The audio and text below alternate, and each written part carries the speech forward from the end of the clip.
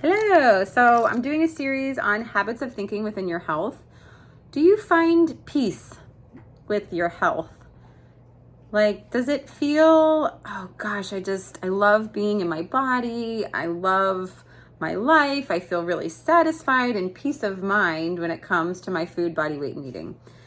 There can be this level of discouragedness where you're just, ugh, I don't like my body. I don't like my food. I don't like my weight. There's this very discouraged line of thinking. If you're in that space, you're going to be lacking a lot of joy. Joy is one of, if you have it naturally, it's a very natural strength.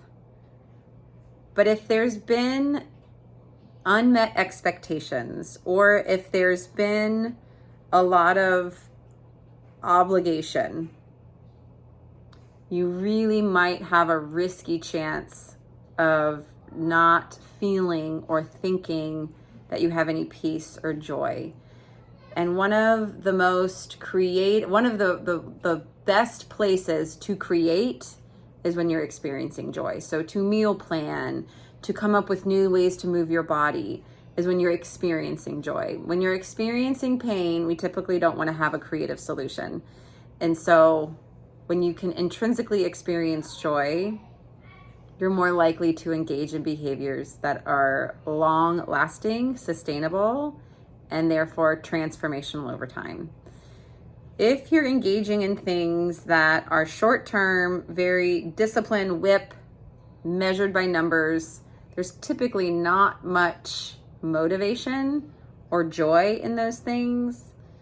There's typically a lot of inspiration outside of numbers. Most people are inspired by numbers. They're inspired by how they feel. A lot of times humans will decide things based upon emotion and not fact. And so where you can feel joy when you're engaging your health is where you're most likely to live.